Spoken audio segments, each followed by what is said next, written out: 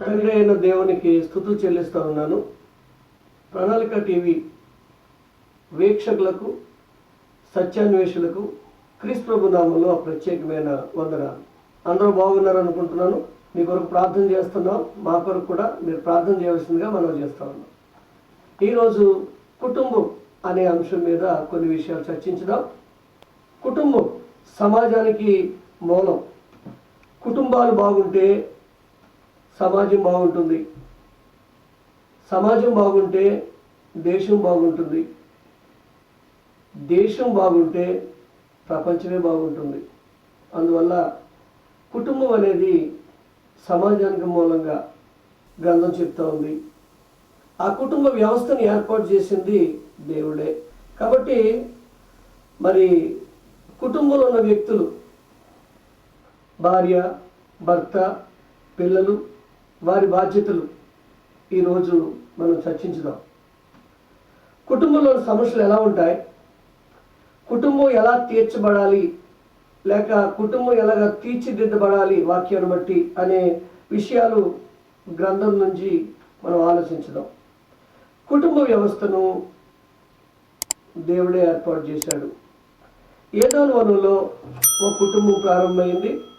ఆదికాండం 2వ అధ్యాయము 18వ వచనం నుంచి 24వ వచనం వరకు మనం చదివినప్పుడు, మరియు దేవుడైన యెహోవా నరుడు ఒంటరిగా ఉండుట మంచిది కాదు అని అనుకుని వాని కొరకు సాటైన సహాయము చేయదు అనుకుని ఆయన మరి ఆ స్త్రీని నిర్మించినట్టు మనం చూస్తాం.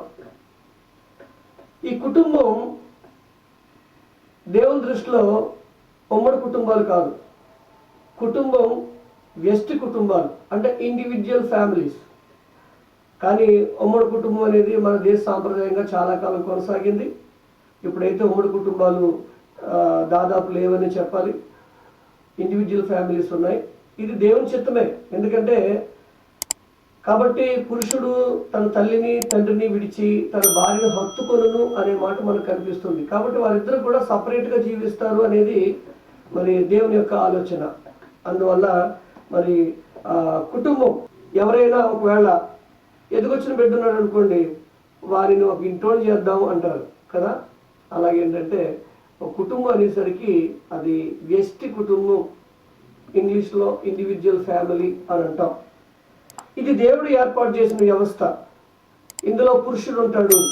పురుషుడు ఎలా ఉండాలి అనేది గ్రంథం చెప్తుందో మనం ఆలోచన చేద్దాం. పురుషుడు ఎలా ఉండాలి అంటే ఇంటి యజమానిగా ఉండాలి, పోషకుడుగా ఉండాలి, సంరక్షకుడుగా ఉండాలి, ఒక నాయకుడుగా ఉండాలి, అంటే ఏలికగా ఉండాలి. ఏ కుటుంబంలో ఇది గాడి తప్పిందో ఆ కుటుంబ వ్యవస్థ చిన్నభిన్నం అవుతుంది. కాబట్టి పురుషుడు ఎలా ఉండాలి అంటే ఒక ఏలికగా ఉండాలని దేవుని యొక్క ఉద్దేశం. ఈ నాయకునికి ఒక ఆజ్ఞ జారీ చేసినట్టు మనం చూస్తాం. ఆదికాండం 2వ అధ్యాయం 17వ వచనంలో ఈ ఆజ్ఞ జారీ చేసినప్పుడు హవ్వం ఇంకా పుట్టించబడలేదు, సృష్టింపబడలేదు. హవ్వము లేని రోజుల్లో ఆదాముకు దేవుడిచ్చిన ఒక ఆజ్ఞ ఏంటి అంటే, అయితే మంచి చెడ్డలు తెలియనిచ్చు వృక్ష ఫలములు తినకూడదు, నీవు వాటిని తిని తినమున నిశ్చయముగా చచ్చెదవు అని నరునికి ఆజ్ఞాపించాడు దేవుడు. మరి అపవాది ఆదామును శోధించాడు. మనకి ఎలా ఉంటుందంటే మరి 3వ అధ్యాయంలో చూస్తే, ఆదికాండం 3వ అధ్యాయంలో చూస్తుంటే సర్పము హవ్వమును శోధించినట్టు ఉంటుంది. కానీ అంతకుముందు కూడా సాతానుడు ఎవరిని విడిచిపెట్టండి. అక్కడ రాయబడినట్టు మనకి అర్థమవుతుంది కనుక ఓహో అయితే ఆదాము జోలికి వెళ్ళలేదన్నమాట అనుకుంటాం. కానీ ఆదాము జోలికి కూడా వెళ్ళాడు. అది ఎలా చెప్తున్నామంటే తిమోతి రాసిన మొదటి పత్రిక 2వ అధ్యాయము మరి 14వ వచనంలో అంటాడు కదా, మరియు ఆదాము మోసపరచబడలేదు కానీ స్త్రీ మోసపరచబడి అపరాధంలో పడిన ఉంది. కాబట్టి అపవాది ఆదాము కూడా విడిచిపెట్టలేదు. అయితే ఆదాము లొంగలేదు. ఆదాము అపవాది యొక్క కుయుక్తిలో పడలేదు. అందువల్ల మరి అలాగే కొరింథీయులకు రాసిన 2వ పత్రిక 11వ అధ్యాయము 2-3 వచనాలు మనం చదివినట్లయితే, సర్పము తన కుయుక్తి చేత హవ్వను మోసపరిచినట్లు అని రాయబడి ఉంది. కాబట్టి ఆదామును మోసపరిచిన ప్రయత్నం చేశాడు. అది వాడి యొక్క నైజం. వాడికి మీరు నేను అనే భేదం లేదు, ఆ స్త్రీ పురుషుడు అనే భేదం లేదు. ఎవరి బలహీనతలు ఏవైతే ఉన్నాయో వాటిని ఆసరా చేసుకుని వాడు ఎప్పుడు శోధిస్తూ ఉంటాడు, వాడు శోధకుడు. అందువల్ల ఇక్కడ ఆదామును శోధించాలని ప్రయత్నం చేశాడు, కానీ ఆదాము మరి బలంగా ఉన్నాడు కాబట్టి ఆదాముని అతను మోసపరచలేకపోయాడు. కానీ హవ్వమ్మ బలహీనమైన ఘట్టమని గ్రంథం చెప్తుంది. స్త్రీ బలహీనమైన ఘట్టమని చెప్తుంది. అందువల్ల మరి ఆమెకుండే ఆ బలహీనతను బట్టి అపవాది ఆమెను శోధించడం జరిగింది. ఆమె అపరాధంలో పడడం కూడా మనం చూస్తున్నాం. ఆదాము మరి ఎందుకు పాపంలో పడ్డాడు అంటే, ఎందుకు పాపంలో పడ్డాడు? ఎందుకంటే పాపం చేసింది హవ్వమ్మ కదా. ఆదాము ఎందుకు పడ్డాడు అంటే, యోబు గ్రంథంలో 31వ అధ్యాయము 33-34 వచనాలు చదివినట్లుగా అక్కడ అంటాడు కదా, ఆదాము చేసినట్లు నా దోషములను దాచిపెట్టుకొని అని రాస్తాడు అక్కడ. ఆదాము చేసినట్టుగా నేను కూడా, ఎవరు యోబు కూడా నా దోషములను దాచిపెట్టుకుని ఉన్నందువల్ల కుటుంబ తిరస్కారములకు జడిసి అంటాడు అక్కడ. కాబట్టి మరి హవ్వమ్మ మీద ప్రేమ, అభిమానం, నమ్మకం దాని మీద ఏంటంటే హవ్వమ్మ ఆ పండు తీసుకొచ్చింది. ఏమార్పాటున అది ఆయన మరి తినడం జరిగింది. ఆయన కూడా పాపంలో పడడం జరిగింది. కాబట్టి మరి ఆదాము కుటుంబంలో సమస్య ఏంటంటే, ఆదికాండం 3వ అధ్యాయం 17వ వచనంలో ఆయన ఆదాముతో, నీవు నీ భార్య మాట విని తినవద్దని నేను నీకు ఆజ్ఞాపించిన వృక్షఫలము తింటివి కనుక నీ నిమిత్తము నేల శపించబడి ఉన్నది అన్నాడు దేవుడైన యెహోవా. అక్కడ ఆ భార్య మాట విని నేను ఏదైతే తినొద్దన్నానో అది నువ్వు విడిచిపెట్టి నీ భార్య మాట విని ఆ పండ్లు నువ్వు తిన్నావు కనుక నీ నిమిత్తము నేల శపించబడింది అన్నాడు. అక్కడ కుటుంబంలో ఆదాము ఏలిగ్గా ఉండాలి. ప్రతి సమయంలో కూడా ఇవి ఎక్కడి నుంచి తెచ్చావు, ఇవి ఎక్కడివి అని అడగవలసిన బాధ్యత ఆదాము మీద ఉంది. కానీ మరి ఏమార్పాటుని ఏం చేశాడంటే, మరి తన భార్య మాట విని తన భార్య మీద అభిమానంతో దాన్ని ఎంక్వైరీ చేయకుండా, ఆ పళ్ళు ఎక్కడి నుంచి తెచ్చావు అనేది అడగకుండా ఆయన కూడా తినడంతోనే పాపంలో పడ్డాడు. వాళ్ళందరినీ కూడా పాపంలో పడేశాడు.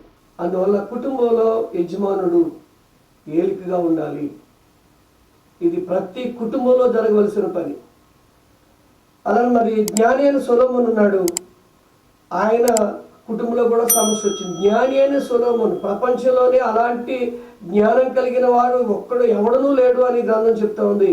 అందరూ ఒప్పుకుంటూ ఉన్నారు. కానీ అలాంటి జ్ఞాని అయిన సొలొమోను కూడా ఏమైందంటే, మరి రాజుల మొదటి గ్రంథంలో 11వ అధ్యాయము 1-4 వచనాలు మనం చదివినప్పుడు అందులో ఉన్న సమాచారం ఏంటంటే, సొలొమోను వృద్ధుడైనప్పుడు అతని భార్యలు అతని హృదయమును ఇతర దేవతలతో తిప్పగా. ఎందుకు తిప్పింది ఎవరు? ఆయన ఎవరినైతే భార్యలుగా చేసుకున్నాడో, ఉపపత్నులుగా చేసుకున్నాడో వాళ్ళందరూ కూడా ఏం చేశారంటే ఆయన్ని మరి ఇతర దేవతల తట్టు తిరిగేలాగా ఆయన యొక్క హృదయాన్ని తిప్పేశారు. దేవుడైన యెహోవా ఆది నుంచి సెలవిస్తూనే ఉన్నాడు. ఏంటంటే మోయాబీలు ఉన్నారు, ఎదోమీలు ఉన్నారు, అమ్మోనీలు ఉన్నారు, సీదోనీలు ఉన్నారు, హిత్తీలు ఉన్నారు. ఈ జనులు మీ హృదయములను మరి తమ దేవతలతో తిప్పుతారు. కాబట్టి మీరు జాగ్రత్త, మీరు వాళ్ళతో వియ్యవద్దు, వాళ్ళతో మీరు స్నేహం కూడా చేయొద్దని అదే అధ్యాయంలో చెప్తాడు. అయినప్పటికీ ఈయన అన్ని రకాల జనాల్లో ఉన్న అమ్మాయిల్ని ఆయన మరి నచ్చిన వాళ్ళు ఆయన వివాహం చేసుకున్నాడు. చేసుకోవడం వల్ల చివరికి ఏమైందంటే, సొలొమోను లాంటి జ్ఞాని అయిన సొలొమోను లాంటి ఆయన సహితం మరి భార్య మాటల వల్ల అతను ఇతర దేవతలకు మరి ఆయన పూజలు చేసినట్టుగా, బలు అర్పించినట్లుగా, వారితో తిరిగినట్టుగా మనకు కనిపిస్తూ ఉంది. కాబట్టి కుటుంబ యజమానుడు సొలొమోను కంటే జ్ఞానవంతుడేం కాదు.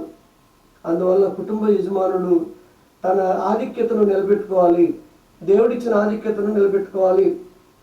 అలాగే బల పరాక్రమం కలిగిన సంసోన్ కూడా ఏం చేశాడండి, తన భార్య ఎవరైతే తాను ప్రేమించాడో దెలీలా, మరి ఆమెకు ఒక 3 సార్లు అబద్ధం చెప్పాడు. ఆమె మాటి మాటికి అడగడం చేత ఏమైందంటే అతను విసిగిపోయి తన యొక్క జన్మ రహస్యాన్ని చెప్పడం జరిగింది. తన యొక్క బలమంతా కూడా పోయింది. ఫిలిష్తీయులు ఆయన్ని హింసించారు, కళ్ళు పీకేసే పరిస్థితి, చనిపోయే పరిస్థితి వచ్చింది. అందువల్ల ఆడవాళ్ళే కదా ఏం చేస్తారు అని మనం అనుకుని కానీ పొరపాటు పడ్డామంటే ఖచ్చితంగా వారి వల్ల కలతలు వస్తాయి అనేది వాస్తవమైన సంగతి సోదరులారా. మరి నన్ను అపార్థం చేసుకోవద్దు. అంటే స్త్రీలే తప్పు చేస్తారా, పురుషులు తప్పు చేయరా అని మీరు అనుకోవచ్చు. కానీ గ్రంథం ఏం చెప్తుందంటే స్త్రీ బలహీనమైన ఘట్టం.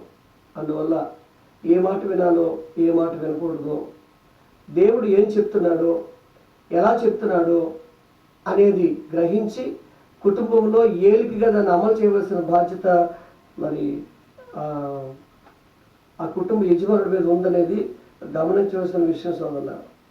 న్యాయపతుల గ్రంథం 16:16 మనం చూసినట్లయితే ఆమె అనుదినమును మాటల చేత అతను బాధించి తొందర పెట్టుచున్నందున అతడు ప్రాణం విసికి చావగోరెను అనే మాట మనకు కనిపిస్తుంది. కాబట్టి అలానే అబ్రహాం కుటుంబంలో కూడా ఒడిదుడుకులు ఏర్పడ్డాయి. అబ్రహాము అనేక జనములకు తండ్రి, అనేక మరి జనములకు ఆయన విశ్వాసులకు తండ్రిగా మనం చూస్తాం. అలాంటి అబ్రహాం కుటుంబంలో కూడా ఒడిదుడుకులు ఏర్పడ్డాయి. దేవుడు అబ్రహాముకు వాగ్దానం చేశాడు, మనందరికీ తెలుసు. నీ గర్భవాసానికి కుమారుడు పుడతాడని వాగ్దానం చేశాడు. 70 పైచిలుకు సంవత్సరాల్లో ఉన్నప్పుడు ఆదికాండం 12వ అధ్యాయంలో ఆయన నీ యొక్క బంధువుల నుండి, నీ యొక్క తల్లిదండ్రుల నుండి, నీ దేశం నుంచి విడిచి నేను చూపిస్తున్న దేశానికి వచ్చేయి అని చెప్పినప్పుడు ఏమీ ఆలోచించకుండా దేవుని మీద నమ్మకం పెట్టుకుని అతను బయటకు వచ్చేసాడు. అప్పుడే వాగ్దానం చేయబడ్డాడు, నీ సంతానం నేను ఇస్రాయేలు వలె అభివృద్ధి చేస్తాను అని. అలా ప్రతి అధ్యాయంలో కూడా ఆయన ఆ జ్ఞాపకం చేస్తూ వస్తున్న సందర్భంలో ఆదికాండం 16వ అధ్యాయము 1-2 వచనాల్లో శారమ్మ గారు ఒక ఆలోచన చేసింది. ఎందుకంటే మా వయసు ఉడికిపోతుంది, దేవుడేమో సంతానం ఇస్తా అన్నాడు, కాబట్టి ఆ సంతానం మరి ఎలా పొందుకుంటాం మేము, మా వయసు ఉడికిపోతుంది అని సొంత ఆలోచన చేసి ఏమంటుందంటే ఆవిడ 1-2 వచనాల్లో, ఇదిగో నేను పిల్లలు కనకుండా యెహోవా చేసి ఉన్నాడు, నిన్న ఆయన మీద గెంటేసింది. నీవు దయచేసి నా దాసితో పొమ్ము, ఒకవేళ ఆమె వల్ల నాకు సంతానం కలగవచ్చునని అబ్రాహాముతో చెప్పను. అబ్రాహాము శారయి మాట వినను. కాబట్టి సమస్య అక్కడ ప్రారంభమైంది.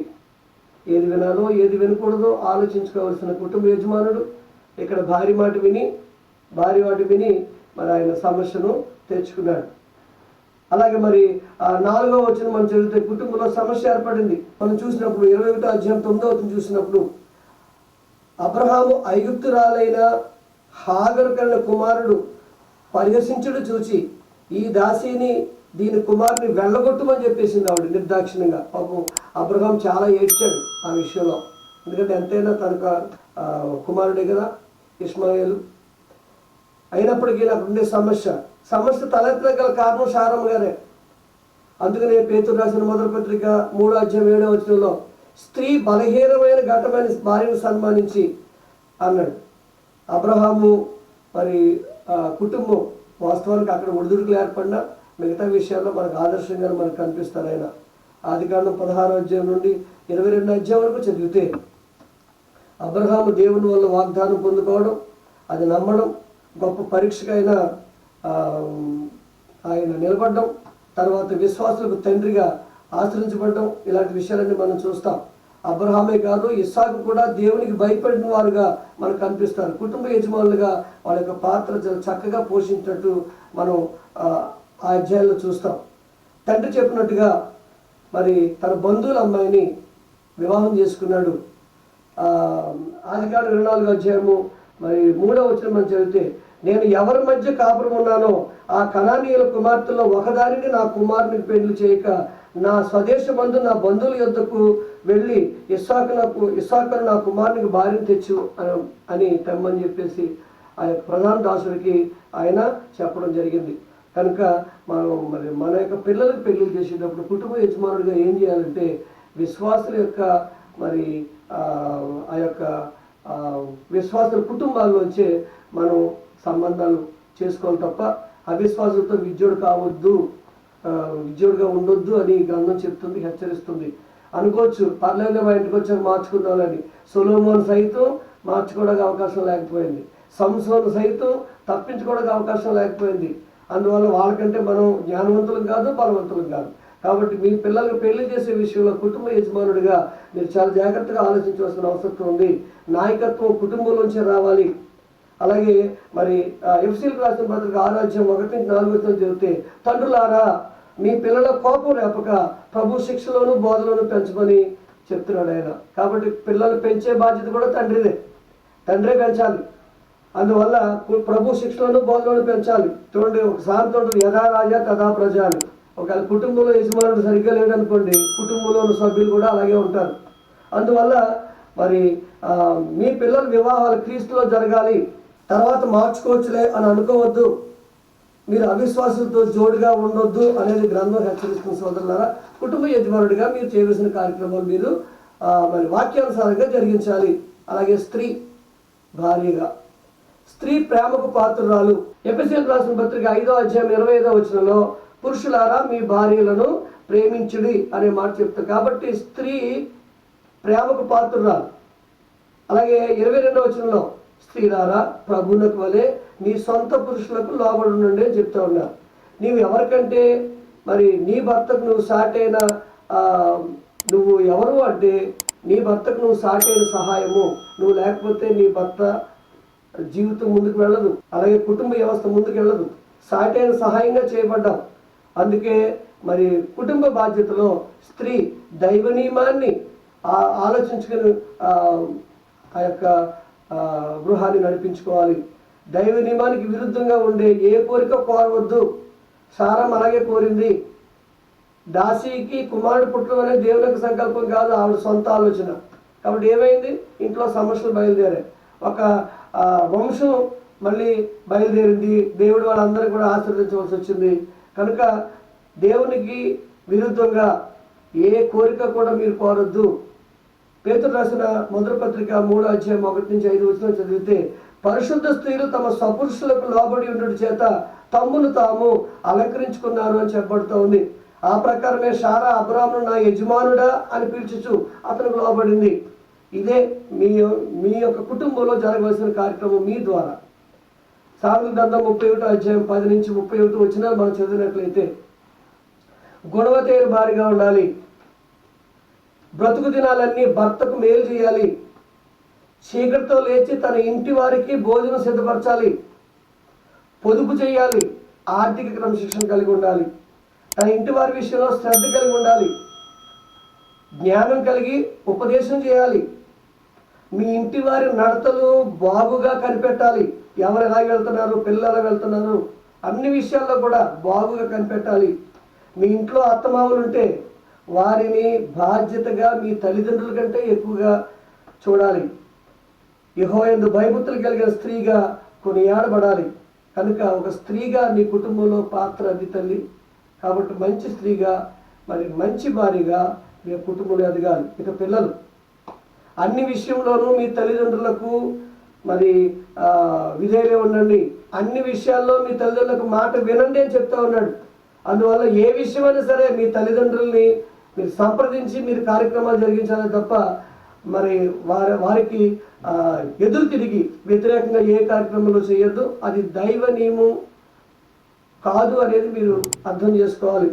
సామెతల గ్రంథం 6:20 నా కుమారుడా నీ తండ్రి ఆజ్ఞను గైకొనుము, నీ తల్లి ఉపదేశమును త్రోసివేయకము. నిర్మాకాండం 20:12 మనందరికీ తెలుసు. నీవు దీర్ఘాయుష్మంతులగినట్లు నీ తల్లిని నీ తండ్రిని సన్మానించు అని చెప్తా ఉన్నాడు దేవుడైన యెహోవా. కాబట్టి కుటుంబంలో పురుషుడు యజమాని, ఆ ఆధిక్యతను పోగొట్టుకోవద్దు. ఒకవేళ అది కానీ తప్పితే ఆదాము అవ్వల యొక్క ఆ కుటుంబంలో ఎలా శాపం వచ్చిందో నీ కుటుంబానికి కూడా శాపం వచ్చే ప్రమాదం ఉంది. అలాగే మరి కుటుంబంలో స్త్రీ నీకున్న ఆధిక్యతను, గౌరవాన్ని వదులుకోవద్దు. అలాగే కుటుంబంలో పిల్లలు మీ తల్లిదండ్రులకు లోబడి ఉండి దేవుని ఆశీర్వాదాలు పొందాలి, మంచి కుటుంబంగా ఎదగాలి. అవన్నీ నేర్పడానికి దేవుని యొక్క గ్రంథం మన చేతిలో ఉంది. మరి మీరందరూ కూడా కుటుంబాల్లో నిజమైన సంతోషం, ఆనందం, సమాధానం పొందుకుని మరి దేవునికి మహిమకరంగా బ్రతకాలని, జీవించాలని కోరుతూ ముగిస్తున్నాను. అందరికీ వందనాలు. ప్రార్థన చేసుకుందాం. సకల ఆశీర్వాదములకు కారణభూతుడైన మా ప్రియ పరలోకపు తండ్రి, పరిశుద్ధుడా నీ ఘననామాను స్తోత్రాలైన కుటుంబ వ్యవస్థ ఎలా ఉండాలో, ఆ యొక్క కుటుంబంలో ఉన్న తండ్రి వ్యక్తులు ఏ రీతిగా జీవించాలనే విషయాలు మేము జ్ఞాపకం చేసుకున్నాం. విన్న ప్రతి హృదయాన్ని తండ్రి దీవించండి, ప్రతి హృదయాన్ని దేవా మరి స్పందింపజేయండి. విషయాలన్నీ తేటగా అర్థం చేసుకుని వారి కుటుంబాలు బాగు చేసుకుని మీకు మహిమగా బ్రతికేటట్టు సహాయం చేయమని ఈ యొక్క ప్రణాళిక టీవీ ద్వారా వీక్షిస్తున్న మా సోదరి సహోదరులందరినీ, వారి కుటుంబాలను ప్రత్యేకించి దీవించమని యేసుక్రీస్తు నామమున ప్రార్థించి వేడుకొంచున్నాం తండ్రి. ఆమేన్. అందరికీ వందనాలండి. సమృద్ధి జీవంబును సమృద్ధిగా మాకిమ్ము, నెమ్మది గల ఇల్లు, నిమ్మళ మగు మనసు, ఇమ్మహిలో మాకిమ్మయ్యా, ఇమ్ముగా దయచేయుము, గిన్నె నిండిన అనుభవము, ఎన్నో కుటుంబాల ధన్యులుగా చేయంగా మమ్ములను బలపరచుము. దేవా మా కుటుంబము నీ సేవకే అంకితం.